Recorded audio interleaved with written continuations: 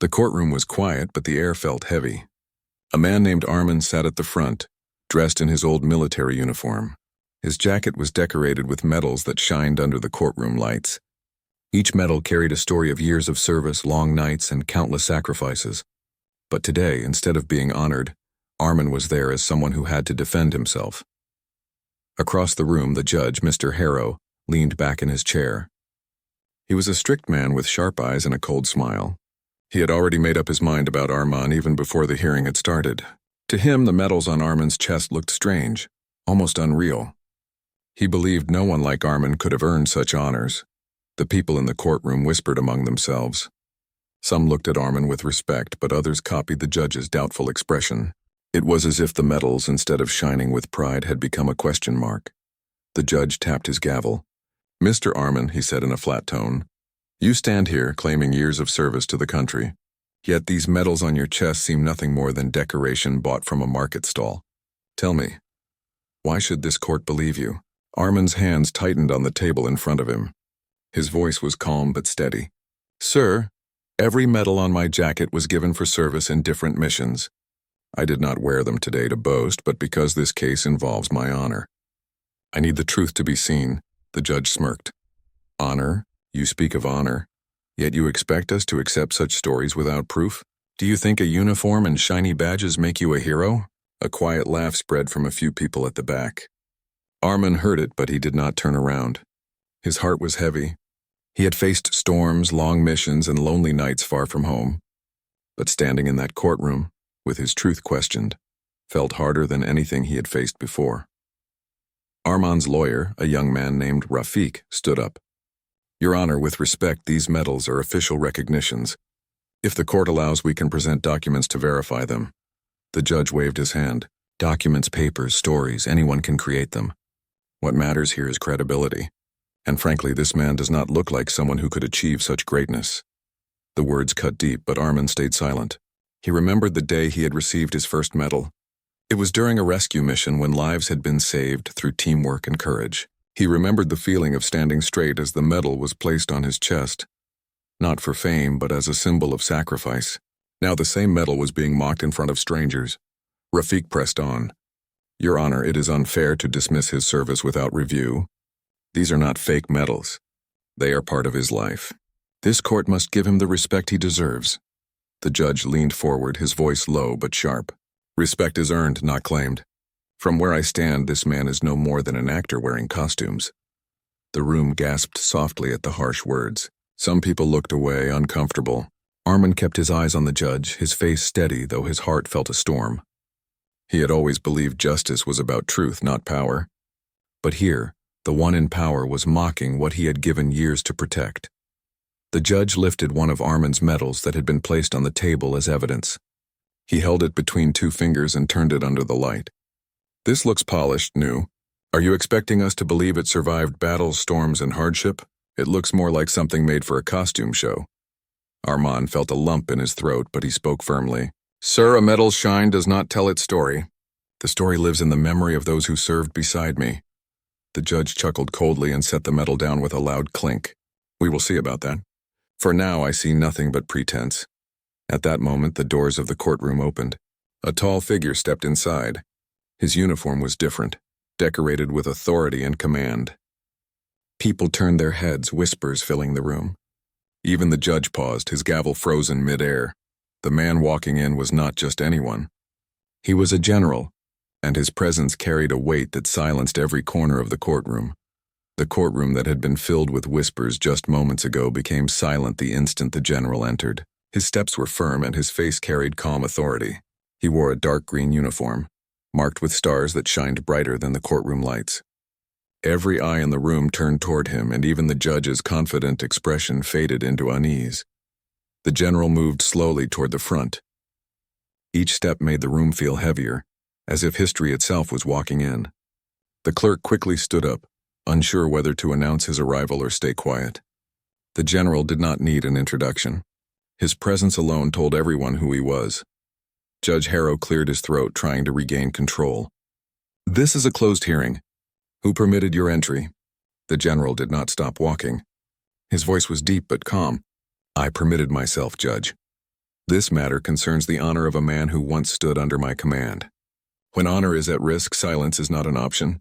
The audience gasped. Some leaned forward, eager to see what would happen. Rafik, the young lawyer, felt a wave of relief. He had hoped for some support, but he never imagined the general himself would appear. Arman looked up for the first time since the mockery had begun. His eyes widened slightly, but he quickly lowered his gaze. He had not expected this either. Memories of missions flashed in his mind, times when he had seen the general from a distance, leading not by words but by example. The judge forced a small smile, though his voice trembled. General, with respect, this is a court of law, not a parade ground. Your presence here, though surprising, is not required. The general stopped only a few steps away from the bench. He looked directly at the judge. Respect is indeed important, Judge, and so is truth. But when truth is mocked, and a man's service is called a lie, then even a courtroom becomes a battlefield of values. I will not leave until this man's honor is treated fairly. The judge shifted in his chair. For the first time, he felt his control slipping. He looked at the medal lying on the table and then back at the general. And you believe these medals are real? You, a man of such rank, will vouch for this veteran. The general placed his hand on the table near the medals but did not touch them. His voice carried weight that silenced the whispers at the back. I do not only believe, Judge, I know. I was there when some of these medals were earned. I signed the documents that awarded them. I saw the courage behind them. And today you dare to call them fake? Gasps filled the room again. The people who had earlier doubted Arman now looked at him with new respect. Rafik almost smiled, though he kept his expression steady. Arman sat still, but his heart felt a warmth he had not felt in years. To hear such words from the general himself was more than he had expected. The judge tried to hide his discomfort. General, surely you understand that people sometimes wear symbols they do not deserve. Forgive me, but we cannot take your word alone. The general's eyes narrowed slightly. Then do not take only my word. Call the records office. Check the files. Every mission, every medal, every detail is documented. You will find nothing fake about them. The judge hesitated. He had not expected such direct confidence. His earlier laughter now seemed shallow compared to the general's authority. One of the people in the audience whispered, "If the general says it, then it must be true." Another nodded. And slowly the mood of the room shifted. Respect that had been taken away from Arman began to return. The general looked at Arman for a moment. His voice softened, though it still carried strength. Soldier, you carried these medals not for show, but for service. Never let anyone make you feel less for what you gave. Arman finally spoke, his voice low but steady. Thank you, General. Your words mean more than I can say. The judge banged his gavel, trying to pull attention back. Order in the court. This is not a place for speeches. We will continue with procedure. But even as he spoke, it was clear the courtroom was no longer on his side. The general's presence had changed the air. Doubt had turned into belief, and silence had turned into respect. Still, the case was not over. The judge, though shaken, was not ready to give up his authority so easily. He leaned forward, his voice sharper again. If you claim to have been there, General, then prove it with more than words. This court requires evidence, not emotion. The general's eyes did not move away. Very well, Judge. If it is evidence you want, then evidence you shall have. But be careful, for the truth you deny may be heavier than you can carry. The room grew tense again. Everyone knew something important was about to happen. The courtroom was still filled with tension. The general's words had shaken everyone, but Judge Harrow was not ready to step back. His pride was too strong. He tapped his gavel again, trying to sound firm. This is a court of law, he repeated, and we will not settle matters with stories. If you truly claim to have signed these awards, General, then let us see documents, reports, or witnesses who can confirm it. The general gave a slow nod. That will be arranged. But remember, Judge, sometimes truth stands even before the papers arrive. The audience whispered again. People were clearly leaning toward Arman now. Where earlier there had been doubt, now there was curiosity and even admiration. Arman sat quietly, his eyes lowered, but his heart carried both relief and nervousness.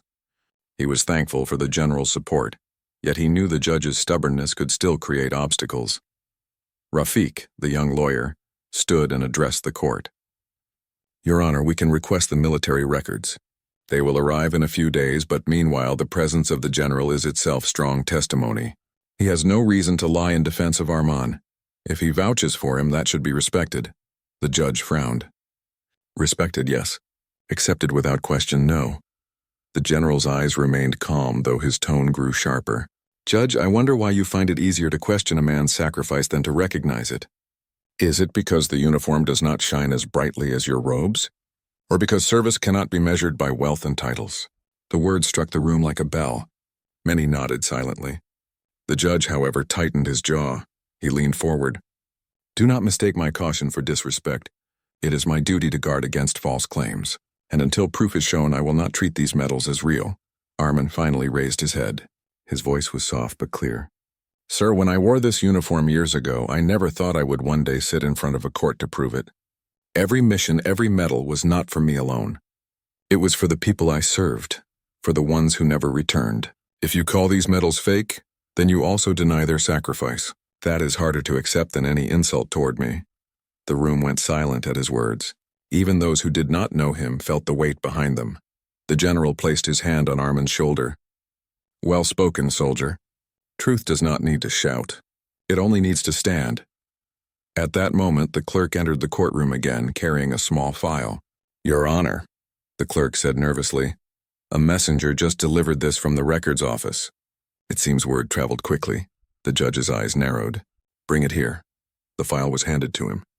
The judge opened it and began reading. His expression shifted slowly, but he tried to keep his composure. The papers were clear. They listed missions, awards, and recognitions. The medals were real. The service was real.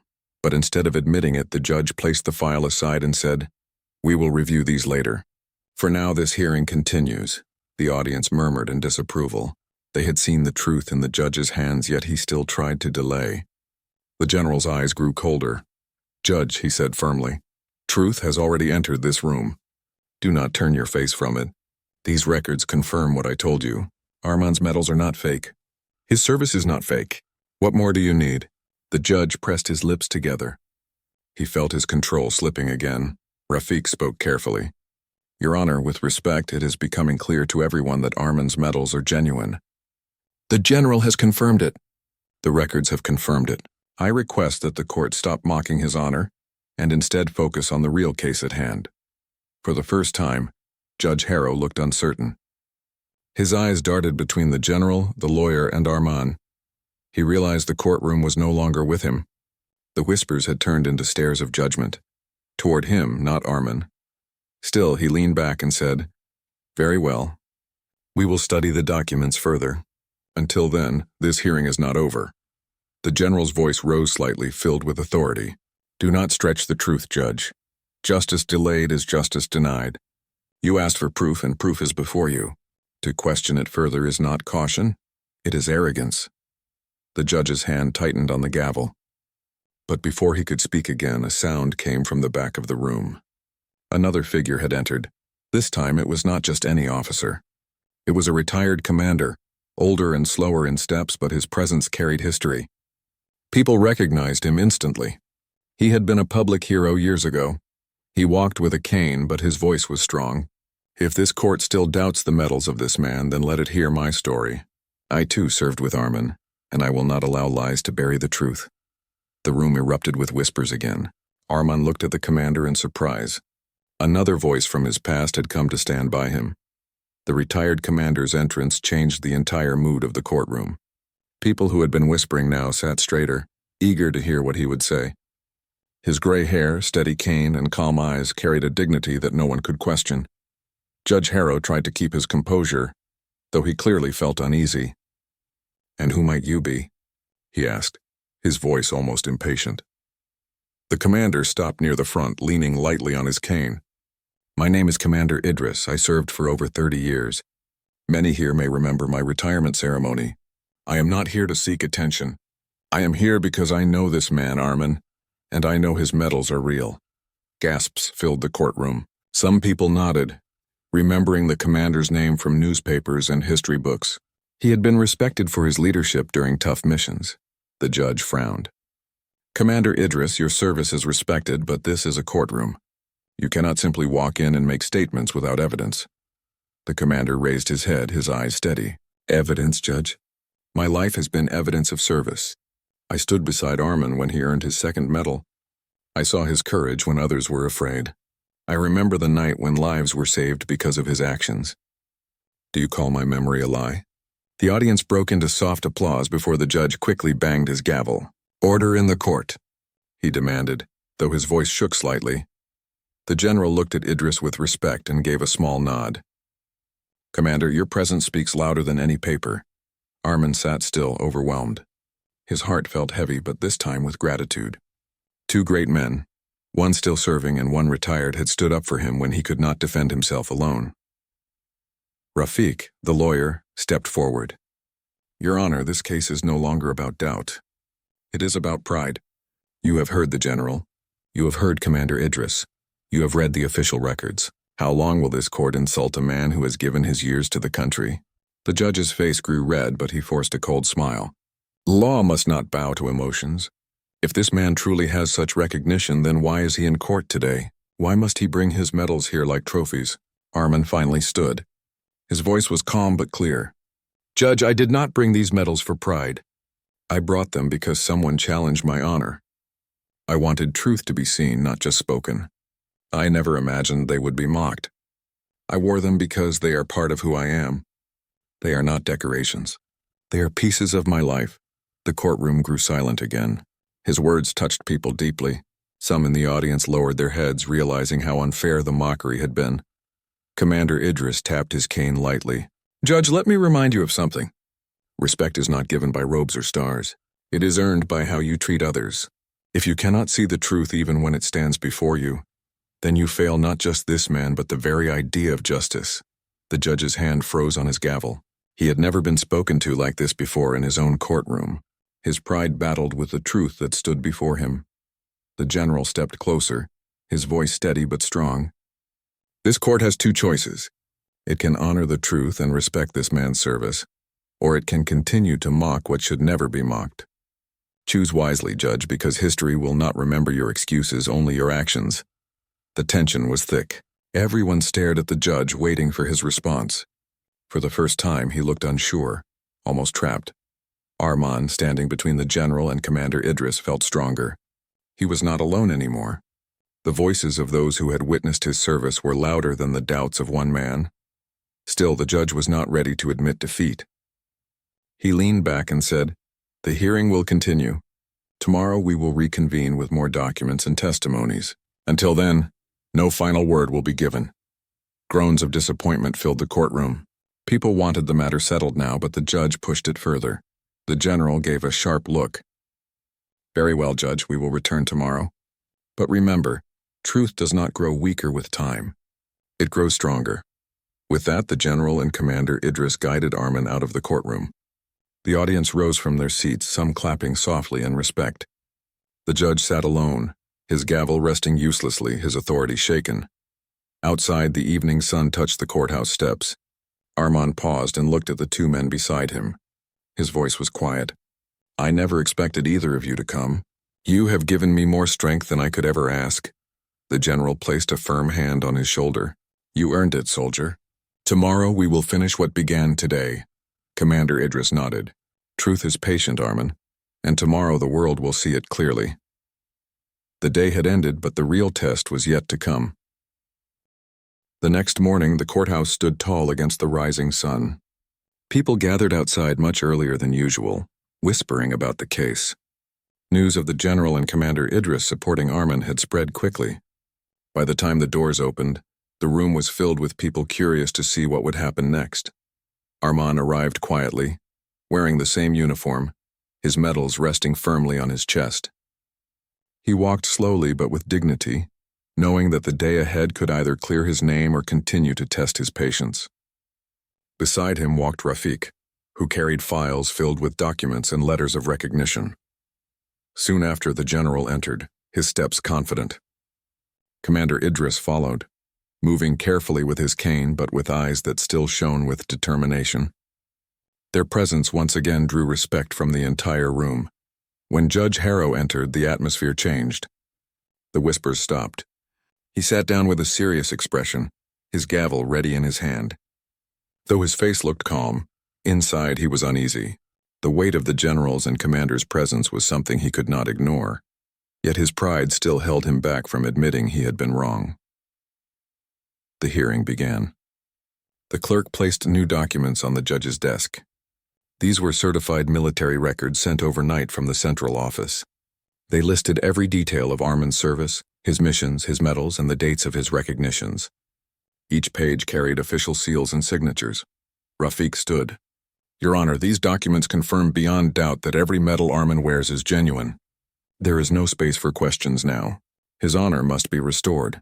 The judge flipped through the papers slowly, his eyes scanning each line. He knew the truth was in his hands, but his voice remained firm. "Documents are indeed here, but before we declare anything, this court will hear more testimonies. Records can be read, but living voices carry weight." At his signal, the courtroom doors opened again. A group of men and women entered. They were veterans, some older, some younger, each carrying their own quiet dignity. They had come to stand as witnesses. One by one, they spoke. A man named Zubair described how Armin had led a rescue mission during a storm, saving many lives. A woman named Mariam told the court how Armin's bravery had inspired younger recruits. Another veteran, Farid, shared how Armin had refused to leave a fellow soldier behind, even when conditions were dangerous. Every story matched the records. Every word gave life to the medals on Armin's chest. The courtroom listened with deep respect. Armin remained silent, his eyes lowered, but his heart was full. He had never asked these people to come. They came because they knew the truth and could not let it be buried under doubt. The general stood again. "Judge, you now have records, witnesses, and testimonies. What more is needed? This man's honor is not just his alone. It belongs to all who served beside him. To deny him respect is to deny them all." The audience clapped softly, unable to stay quiet. The judge banged his gavel to silence them, but the sound no longer carried the same power. For a moment, Judge Harrow did not speak. He stared at the medals, the documents, the faces of the witnesses, and then at the general and Commander Idris. His pride pushed him to resist, but the truth pressed harder. He cleared his throat. "The testimonies have been heard. The documents will be kept on record. But before I give my conclusion, I will ask one final question." He turned to Armin. "Tell this court, if you have such recognition and respect, why have you lived quietly all these years? Why did you never use these medals to gain position or reward?" The question hung heavy. The audience leaned forward. Armin slowly stood. His voice was calm, almost gentle. "Because service is not a ladder for wealth or power, Judge. It is a duty. These medals are not tickets to reward. They are reminders of sacrifice, reminders of those who never returned. I wore them not to climb higher, but to keep their memory alive. That is why I never sought fame or fortune with them. They were never mine alone." The room grew silent, so silent that even the sound of breathing could be heard. The sincerity in Armin's words touched everyone. Commander Idris tapped his cane. "Judge, do you see now? This man does not chase pride. He carries responsibility, and that is the greatest honor of all." The judge looked down, his gavel still in his hand. His pride fought with the truth before him. The next words he would speak could change everything. The general crossed his arms. "The time for mockery is over, Judge. Speak with fairness. The world is watching." The courtroom waited, holding its breath. The courtroom was so quiet that it felt like time itself had paused. All eyes were on Judge Harrow, waiting for his response. He tapped the gavel lightly, not to silence anyone, but as if he was trying to gather his own thoughts. His voice was slow. "I hear your words, Armin. I see the records. I have listened to the witnesses. I admit this is more than I expected when this case began." The general and Commander Idris exchanged a glance, knowing that the judge was finally softening. But still there was hesitation in his tone, as if his pride held the final barrier. The judge leaned forward. "Yet I ask myself, why was it so easy for me to doubt you in the first place? Why did I see the medals as fake the moment you walked into this courtroom?" The question was not directed at Armin alone. It echoed across the whole room. Some people lowered their heads, realizing they too had doubted when they first saw him. Armin answered calmly, "Maybe because a uniform and medals are easy to see, but the story behind them is not. People forget that sacrifice is often silent. It does not shine like gold. It lives quietly in the hearts of those who served. Sometimes silence is mistaken for weakness." The general stepped forward. "Judge, that is why men like Armin are often misunderstood." They do not carry banners or shout their stories. They serve quietly, and when they return, the world does not always understand the cost of their silence. Commander Idris added with his deep voice, "Respect is not just about believing medals. It is about listening to the people who earned them. Armin has spoken the truth, and so have we. You doubted him because you chose to look at appearance, not substance. But now you have no excuse to ignore what stands before you." The audience nodded, some whispering words of agreement. The mood had shifted. What had started as doubt had turned into respect, not only for Armin, but also for the values he represented. Judge Harrow sighed. His fingers tightened on the gavel. Perhaps I judged too quickly. Perhaps I allowed my own pride to speak louder than fairness. But a judge cannot live on pride. He must live on truth. For the first time since the hearing began, his tone carried humility. Rafiq, the young lawyer, took the chance to speak. "Your Honor, it is not too late to correct what was wrong. If this court accepts Armin's service and clears his honor, it will not only restore justice to him but also set an example that truth always stands, no matter how much doubt surrounds it." The judge looked around the courtroom. The faces staring back at him were not demanding revenge but fairness. He could feel the weight of history pressing on him. Finally, he spoke again. "Very well. This court acknowledges that the medals worn by Armin are genuine, confirmed by documents, testimonies, and respected figures. His honor is restored. Any earlier suggestion of falsehood is hereby withdrawn." The room erupted with applause. People rose from their seats, some clapping loudly, others with tears in their eyes. Armin stood still, his eyes lowered, but a quiet relief spread across his face. The general smiled slightly and placed his hand on Armin's shoulder. "The truth has spoken, soldier." Commander Idris tapped his cane and said warmly, "And justice has finally stood tall." But as the applause continued, Judge Harrow lifted his hand. "This case is not only about one man's honor. It is a reminder to all of us. Doubt is easy. Respect requires patience. Let this courtroom remember that before judging anyone, we must see beyond what is visible. Armin's story will serve as that lesson." The words surprised many. It was rare for the judge to speak in such a tone.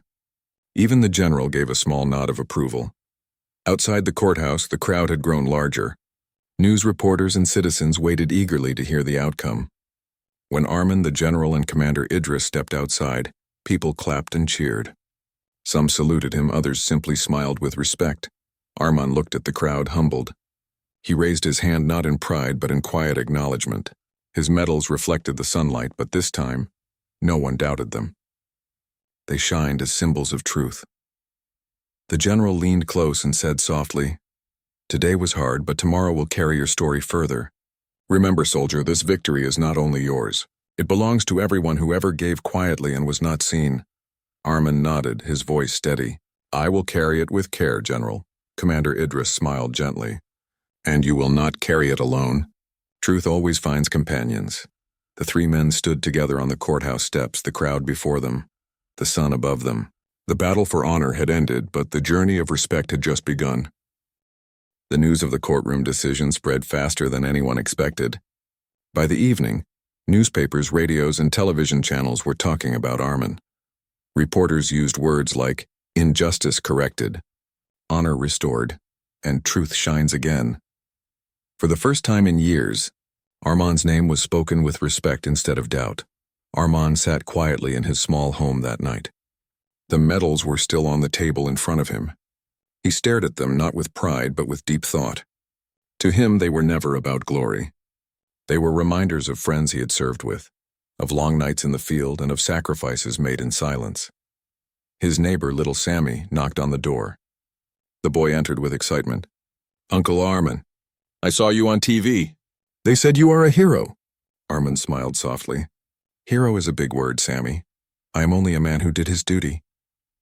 "But they said the judge admitted he was wrong," Sammy added, his eyes wide with wonder. "You showed everyone that truth always wins." Armin placed a gentle hand on the boy's shoulder. "Yes, Sammy, but truth needs patience. Sometimes people do not see it right away. That is why we must hold it carefully until the world is ready to see." Meanwhile, in the general's office, discussions were happening about how to honor Armin more formally. The general believed that Armin's story should be shared, not just to clear his name, but to remind the younger generation about the value of respect. The next day, Commander Idris visited Armin again. He entered the modest house with a warm smile. "You did well yesterday," he said, lowering himself into a chair. "But do you realize what has happened? Your story has touched more people than you imagine." Armin looked surprised. "I only wanted my honor back. I did not expect anything more." "That is how true service works," Idris replied. "It gives without asking. And when the truth finally rises, it gives light to everyone." As the days passed, people began to approach Armin on the street. Shopkeepers greeted him kindly. Strangers shook his hand. Some even brought him small gifts of gratitude like fruit, bread, or letters written by schoolchildren. One afternoon, Armin was invited to speak at a local school. At first he hesitated, but with encouragement from the general and Idris, he agreed. The school hall was full of students, teachers, and parents. When Armin entered, the room stood in respect. He spoke slowly, using simple words. "Children, medals are not magic. They are not pieces of metal to show off. They are reminders of duty, of service, and of promises kept. Do not chase recognition. Chase truth. Do your duty with honesty and let time speak for you." The students listened carefully. Many of them had only read about heroes in books, but now they were listening to one in person. After his talk, children surrounded him, asking questions and even taking notes as if his words were lessons for life. Later, a teacher said to him, "You may not realize it, but today you planted seeds. These children will grow with your words in their hearts." Armin returned home thoughtful. He had never imagined himself as a teacher of values. He had only lived his life quietly. Yet now his quiet service was inspiring others in ways he had never dreamed. The general called him soon after. "Armin," he said firmly, "the country owes you not only respect but also a platform. We want to hold a public ceremony where your service will be officially recognized in front of thousands." Armin felt uneasy. "General, I do not seek attention. I only wanted justice." The general smiled on the other side of the call. "And that is exactly why people must see you. You never asked for respect, but it came to you because you earned it. That is what makes your story important," Armin agreed, though his heart remained humble. He knew this was no longer about him alone. It was about reminding society not to judge too quickly and to value those who gave without asking for reward. That evening, Armin walked outside and looked at the sky. The stars were bright, scattered like metals across the dark night. He thought of his comrades, those who were no longer there to share this moment. He whispered softly, "This honor is not mine alone. It belongs to all of you too." His voice was carried away by the quiet breeze as if the night itself answered back in silent agreement. The day of the public ceremony arrived. The sun rose slowly, casting a golden light over the city. People had gathered near the town square. Families, friends, school children, and even strangers had come to see Armin, the veteran whose honor had been questioned but ultimately restored. Flags fluttered gently in the wind, and a soft buzz of excitement filled the air. Armin stood quietly at the side, dressed in his uniform. His medals reflected the sunlight shining brightly, but he did not focus on them. His thoughts were with the people he had served alongside, and those who had never returned. This day was for them as much as it was for him. The general arrived first, walking with his usual confidence. His presence immediately drew respect from the crowd. Commander Idris followed, slower but steady, his eyes scanning the people with pride. Both men stood beside Armin, offering quiet support. The ceremony began. The mayor stepped forward, speaking with warmth. "Today we honor a man whose courage and dedication have stood the test of time. Armin's service reminds us all of the value of truth, the importance of honor, and the strength of quiet sacrifice." The crowd clapped politely, some even cheering. Armin lowered his eyes, feeling both humbled and nervous. Then the general stepped forward. His deep voice carried across the square. Armin did not serve for medals. He did not serve for recognition. He served because it was right. Every mission he led, every life he saved, and every challenge he faced was done with honesty and courage. That is the true meaning of honor. People listened quietly, some nodding in agreement. The younger soldiers standing in the crowd felt inspired. They realized that heroism was not about attention or praise. It was about duty, humility, and steadfastness. Commander Idris spoke next. "I served with Armin. I saw him in moments where fear could have been easy, but courage was chosen. I watched him care for others when no one was watching. That is why today we celebrate not only his medals but the character behind them, The applause grew louder. Armin's eyes welled up slightly, but he blinked and held himself steady. He had never asked for this moment. He had only wanted truth. Yet here, truth had become something bigger than him. The mayor then handed Armin a certificate of recognition, accompanied by a small speech. "This certificate is not just for you, Armin. It is for every soldier who gives without asking, who serves quietly, and who shows the world that real courage is measured in deeds, not words." Armin accepted it with both hands. He looked at the crowd, his voice soft but clear. "I am grateful, not for medals or recognition, but for the chance to stand before you today and honor those who gave everything. This day belongs to them as much as it does to me."